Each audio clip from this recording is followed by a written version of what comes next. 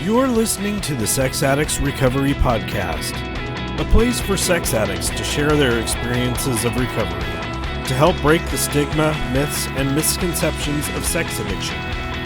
This podcast may contain topics of sexuality, sexual trauma, dysfunction, or other things that may be triggering, so listener discretion is advised.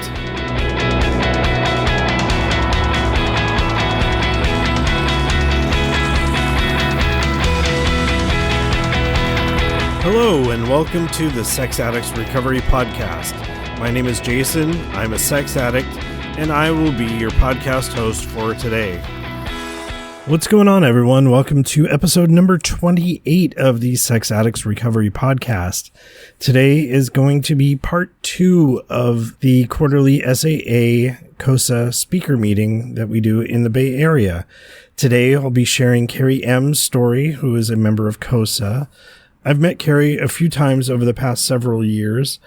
As you will hear in her story, she is currently going through a divorce. Her partner and qualifier I have known for years in this program, and he has been a guest on a previous episode. So I'm just getting back from the Serenity on the Sound online Zoom retreat. This is a retreat that happens up in the Puget Sound area. This is put on by the Puget Sound Retreat Committee and Intergroup. This was the 32nd annual retreat, and this is the retreat that we here in the Bay Area based our retreats off of. One of the things that I found really interesting about this retreat is it was not only SAA, but it was also open to COSA and SLAA and other S fellowships. Being at meetings and workshops with other COSA members, it was really awesome to hear their side of the story. And that's one of the things that I'm looking forward to sharing more COSA stories on this podcast.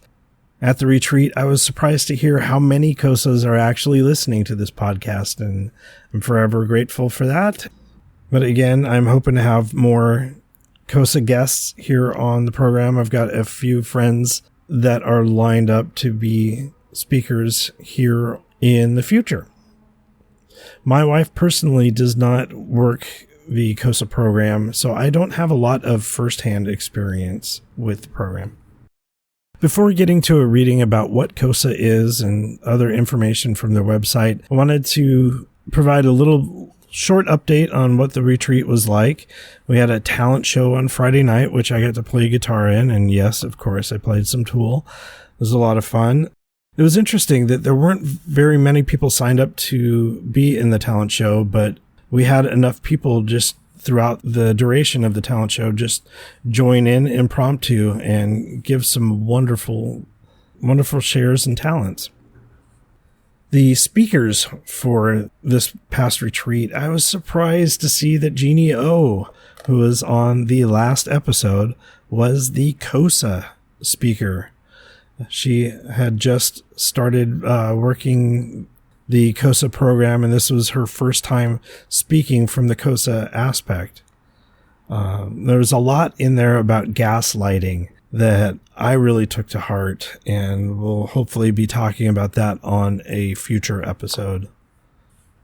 The SAA speaker was Hayden M, and she was also the talent show coordinator and MC. Always fun, and I am looking forward to having her as a guest here on the podcast whenever her schedule will allow it.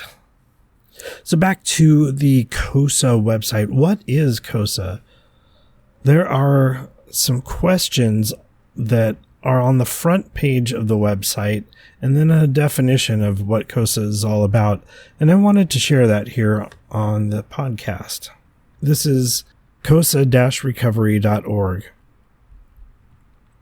Is your life affected by compulsive sexual behavior? Are you grappling with a spouse, partner, or family member's infidelity or compulsive sexual behavior? Are you a survivor of sexual abuse or sexual assault? Do you feel pressured into sexual behaviors that you are not comfortable with? Are you lying to cover up a loved one's sexual activity? Do you feel like no one understands what you were going through? What is COSA? COSA is a 12-step recovery program for those whose lives have been affected by compulsive sexual behavior. Adapted from Alcoholics Anonymous and Al-Anon, COSA is a program for our spiritual development, no matter what our religious beliefs. As we meet to share our experience, strength, and hope, while working the 12 steps, we grow stronger in spirit.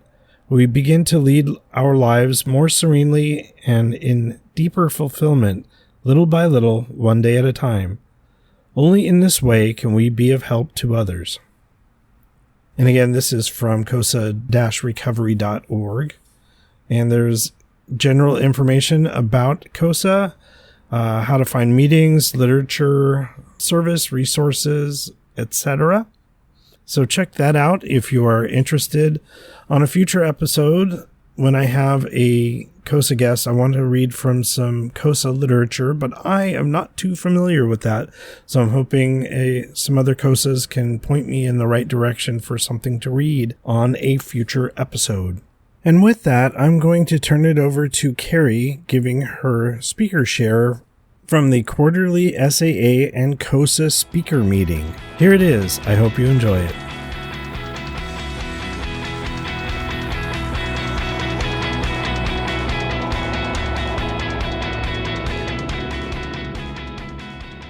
Hi, everybody. I'm Kerry. My life has been affected by compulsive sexual behavior, and I am COSA and have been for all my life, but I only discovered it 19 years ago.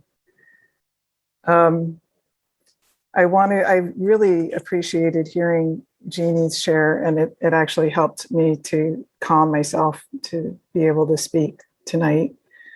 I could relate to so much because when I came into COSA, there was in the San Francisco area, there was only one meeting actually in Northern California. And so there was very little help in the form of people who knew what they were doing in California.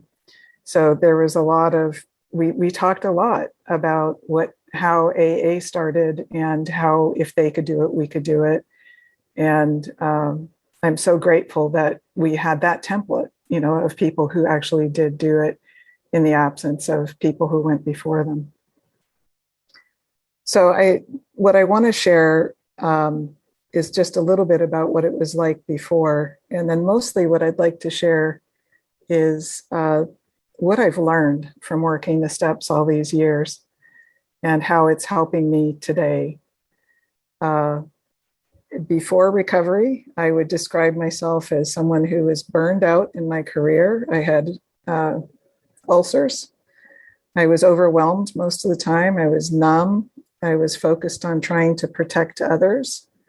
And I was suicidal and had been since I was about 8 and hid that from my family and friends and only came out about it while I was in recovery. I used to say that my husband brought me into the rooms, but I've since decided to change that narrative and say higher power brought me into the rooms.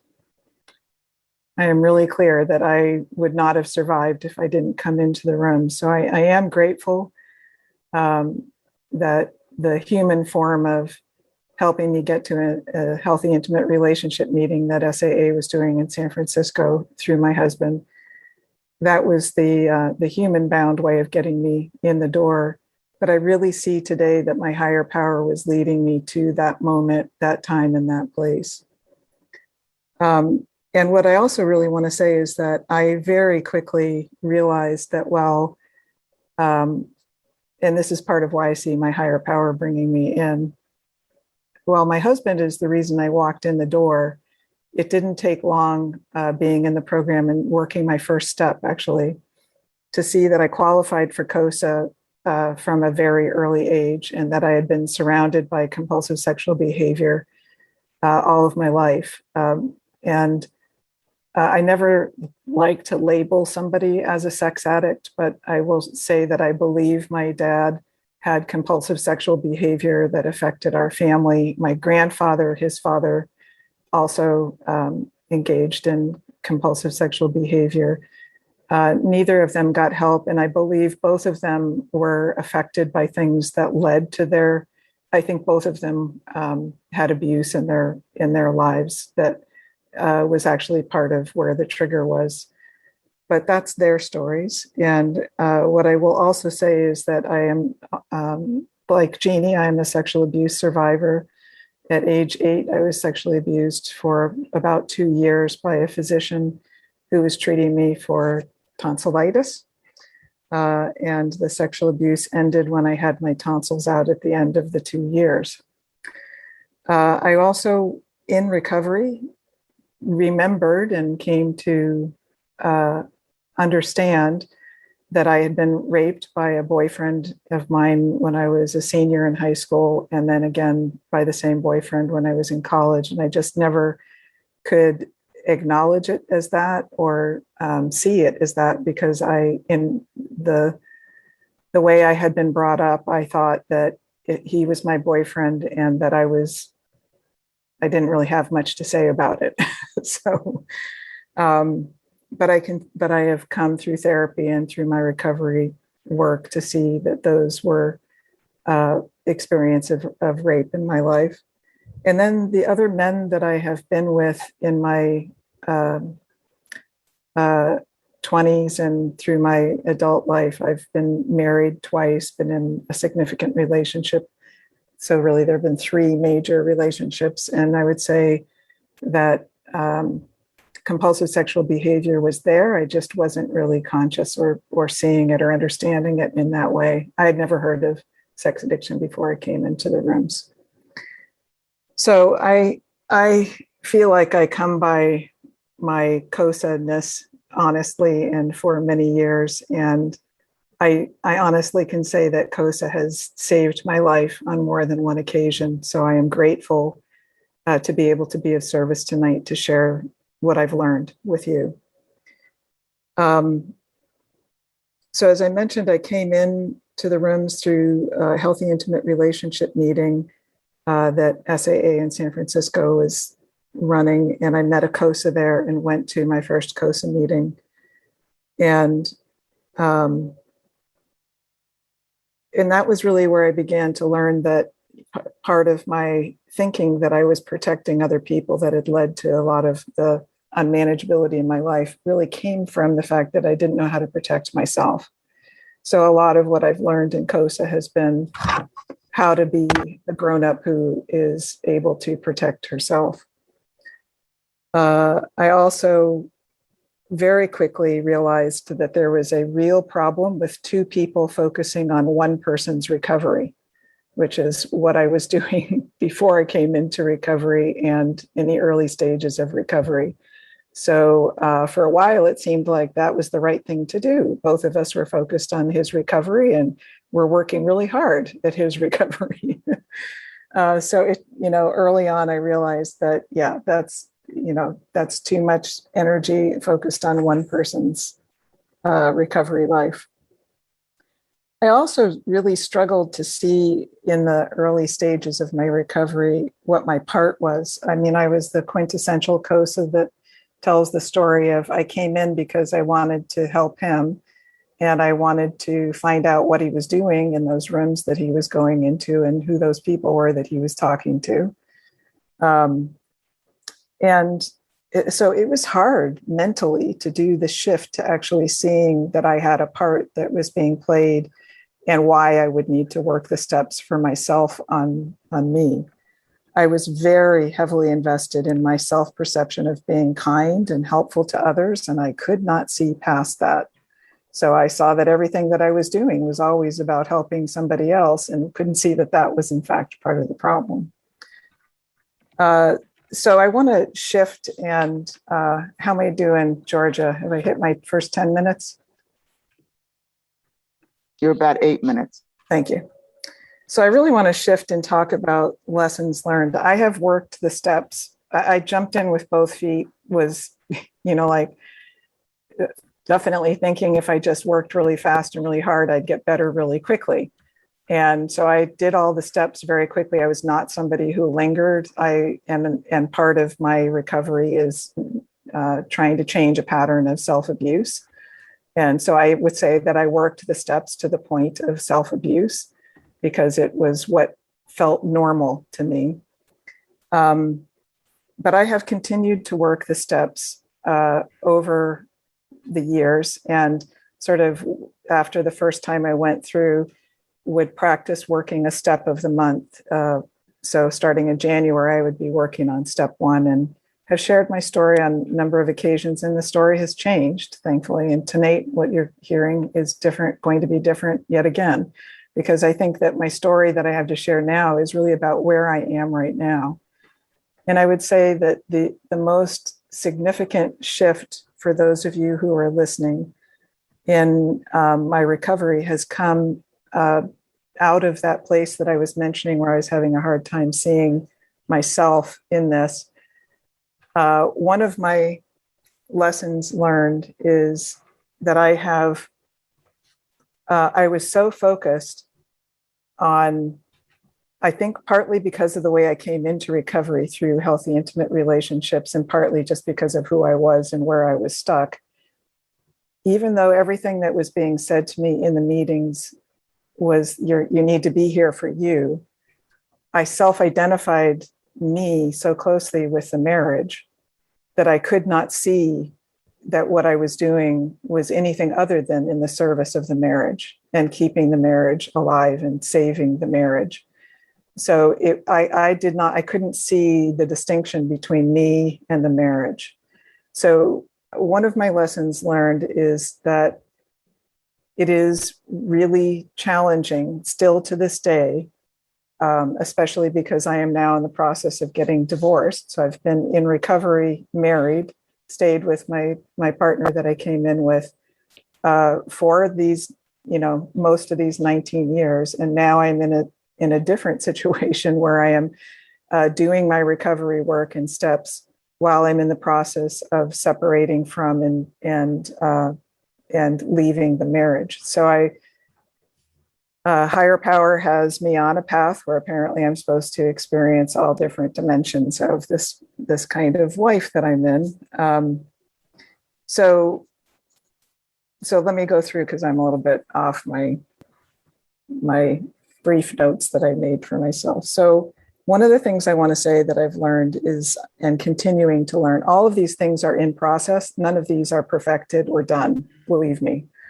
So and part of how I get my best reminders to keep doing these is by talking to my sponsees frequently and talking in meetings about this. So my sponsees probably won't be surprised by what I am sharing if they're on the call, and people in meetings with me probably won't be surprised either. So today I am grateful for my sadness, for my depression, for my anxiety, for my fear, for my joy, for my happiness, and for my anger. And I'm grateful for those feelings because I didn't used to be able to have them all. I was so numb that I couldn't actually experience. And that was one of the things I would talk about years ago, was just I didn't know how to feel feelings.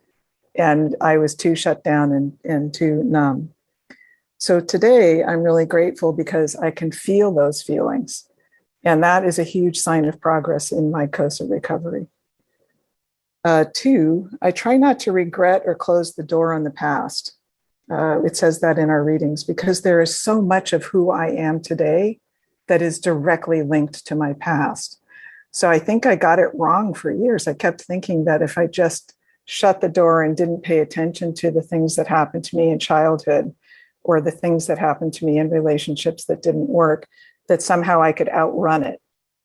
And what I see today is that every time I shut the door on the past, I was shutting the door on myself. So the reason I kept complaining, I don't know myself, I don't know what I want. Well, that's because I kept shutting the door on the past and I couldn't look or learn from what I had done in the past because I was too scared to look at the past. So that's a huge lesson learned for me. And in particular, one of the things that I've been making amends to myself for a while, particularly deeply in this last year, is that when I shut the door on the past, I am shutting the door on that very beautiful, young, innocent little Kerry who was abused and alone and nobody knew. And because of the work that I've done in my trauma therapy and in my recovery program, I now see that what I can do, while there was nobody there looking out for me when I was 8 through 10, that what I can do today is not try to keep shutting the door on her, but to keep the door open so that she can communicate with me and I can communicate with her and reassure her in the ways that she didn't get all those years ago. So that's another huge lesson about not regretting or closing the door on the past. I would also say that it's similar to, what the SAA Green Book, which I've read, says about the disease of sex addiction being cunning and baffling. And I really see a very small, fine line between sex addiction and my life being affected by compulsive sexual behavior, just so you know that's my bent. But my disease escalated over time. I can see that now. I can look back at the past and see, like in this one example I would give is not only was I waiting for everything in my life to get settled. This is my ultimate COSA-ness, to get settled, to be neat, to be perfect before I could enjoy my life. Not only was I doing that was the root of my COSA experience, but as I attached myself to relationships and people over the years, I started making my happiness dependent on somebody else's waiting to get their life together and settled and neat and perfect. And it became a huge snowball effect for me of not being able to ever be happy. There was never going to be a time when I could be happy because I had set the expectation that I had to have everything be perfect, and the people who I was supporting and loving and caring for, they had to have everything be perfect in order for me to be happy and to be able to enjoy life. So the fourth lesson I would say is, again, a line from the Green Book: the lust of the mind may take years to drain away. That line has always stuck out for me as I've been trying to interpret it through my own lens as a COSA. And my sponsees hear me talk about this. It's the lust of the mind is not really so much of a sexual nature as it is my entanglement in my fantasy life of how life should be. So I think the same problem in the brain for someone who has compulsive sexual behavior exists for someone like me who is obsessed with and compulsively focused in my brain on waiting on some sort of fantasy existence of when life is going to be settled and good and I can actually feel safe and enjoy myself. That is a lust of the mind. And I will say that it has taken years for the lust of my mind to drain away. But I want to tell you that it has. And it can come back, but it has gotten so much better. The other thing that the fifth lesson learned that I wrote down is that I have finally learned how to hold two or sometimes more apparently contradictory feelings at the same time. So I can feel anger and joy at the same time. I can feel fear and serenity. So not only do I now have the ability to actually access my feelings, but the more advanced maneuver for me that's really only come in the last couple of years is that I'm recognizing how to use my COSA steps to help me be able to experience extreme grief or fear or anxiety today. And I had, some moments of that today. And at the same time, I can walk outside and experience extreme joy and gratitude and feelings that are counterbalanced. I used to think that feelings had to happen in a linear sort of fashion. So in recovery, what I've learned is that was my stinky thinking, that somehow I was not supposed to be trying to do two things at the same time. The sixth lesson learned is when I'm struggling to hear and feel my higher power, I turn to my younger self to little Kerry. That is my gateway to higher power. Because if I'm ever questioning if there is a higher power, if I'm ever questioning, I came into recovery as an atheist. So steps 2 and 3 and 7 and 8 and 11 were like my hardest steps. The stuff where you beat yourself up, those were easy for me because I was really good at beating myself up and I knew how to do that. But the other steps, those are the ones I really, really struggled with. So it's been really helpful for me to see that all I have to do is turn my thoughts if I am in doubt of a higher power. And if I call up my picture of myself at age 8, that little girl, everything softens in me. I feel my higher power. And I know that I am going to be safe. And I know that I can make her safe, which means I am making myself safe. The 7th lesson learned is I've really come to, at first when I did my 4th and 5th step, I just wanted to be, thank you. Is that 10 minutes left? Yes. Thank you, Georgia. I really wanted to burn or get rid of all of my character defects. And I have really changed my thinking about this. So instead of turning my back and shutting the door on the past on my character defects, instead, I tend to look at all of me has strengths and weaknesses. And all of those things are like tools that are on a wall board in the garage. They have little outlines for each one of them. So I know if I've taken one off.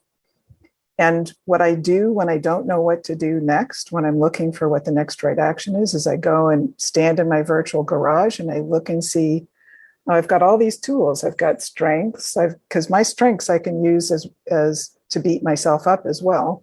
I've got those strengths, I've got those weaknesses or character defects, however you want to think about them. And I simply have become more conscious about pulling one off of the wall and saying, I can choose to use this to deal with this problem instead of just using the default tools that are on the belt or around my waist that I used to use all the time, which always looked like hammers.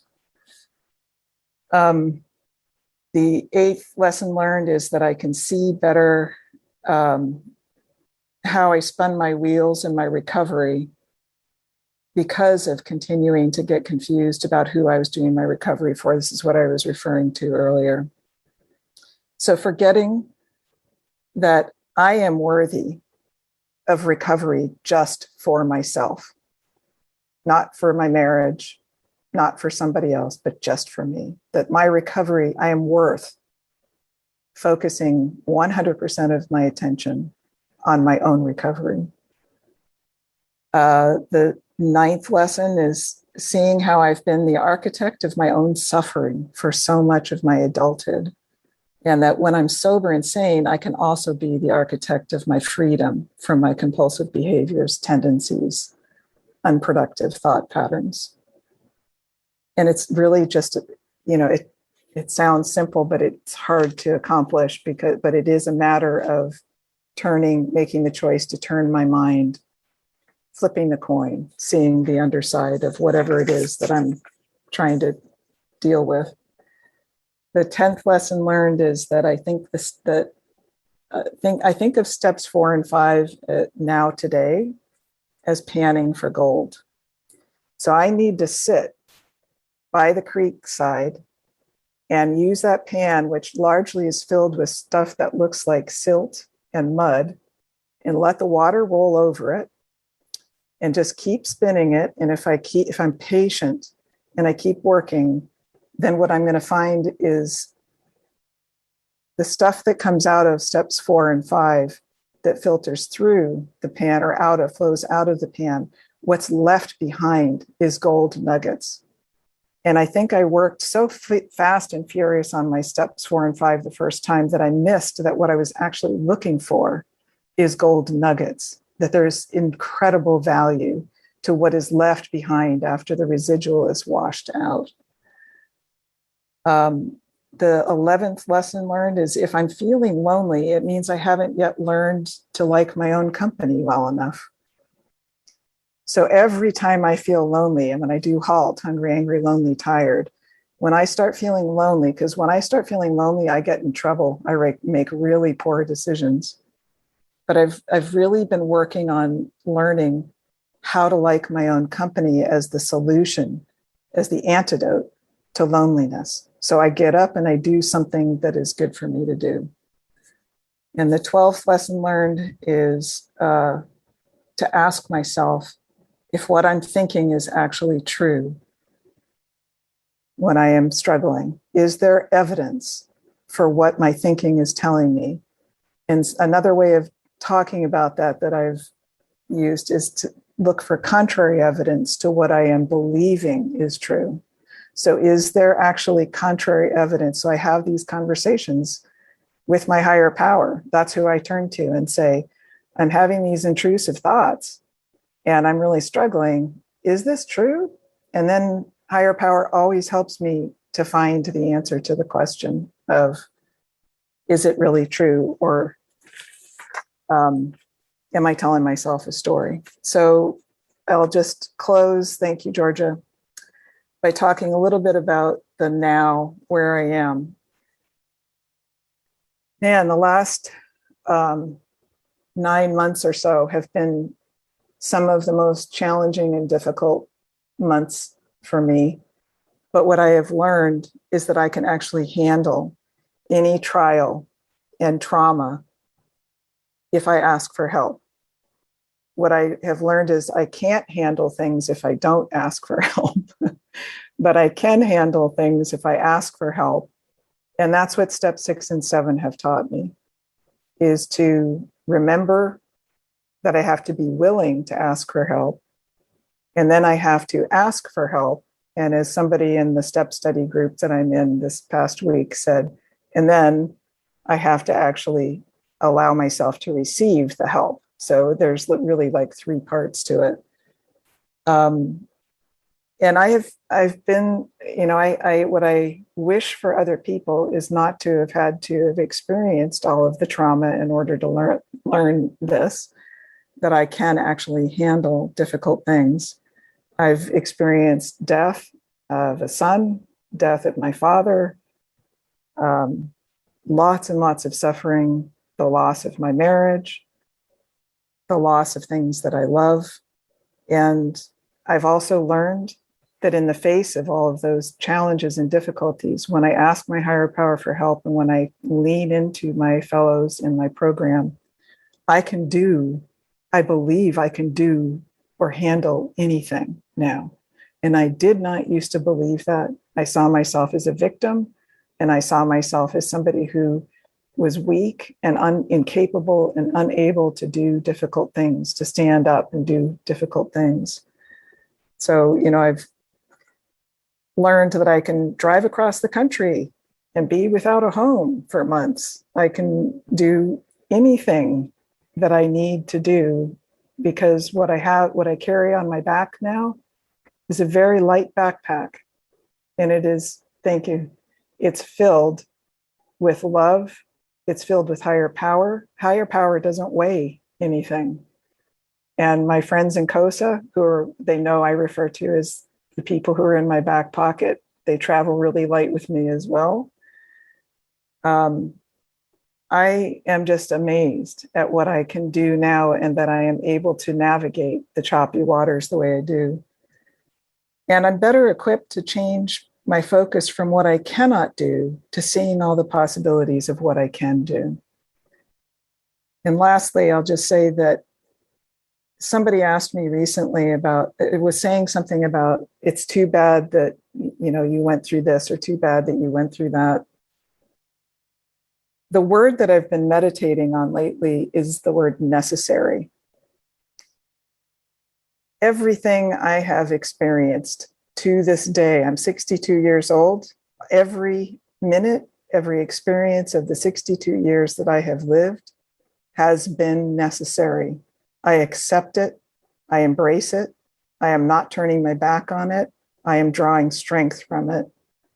And I can see today what I couldn't see so many times along the way, that it was all necessary. I couldn't be here if I didn't do everything that I did and experience everything that I did. And with that, I'm Kerry, grateful COSA. Thank you so much for being here tonight.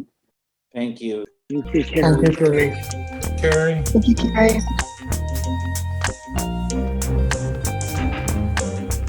Many thanks for Kerry for sharing her story. It was very, very powerful. And I'm grateful to be able to share this with the podcast community. And like I mentioned before, I hope to share more COSA stories in the future. One of the things that Kerry brought up in her share was HIR meetings. And again, HIR meetings are healthy, intimate relationship meetings. I've attended a few of these. We have a few here in the Bay Area. Some are sponsored by SAA and some are sponsored by COSA.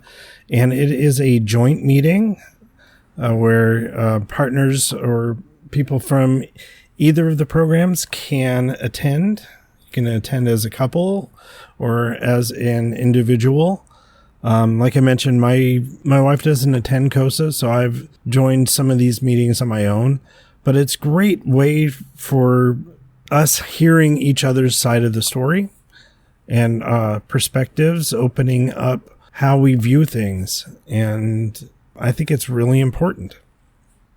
So you can find a lot of these I know we have some listed here in the Bay Area at the Bay Area website, bayareasaa.org, and there are some available on the COSA website, COSA-recovery.org, and listed at the SAA main website, saa-recovery.org.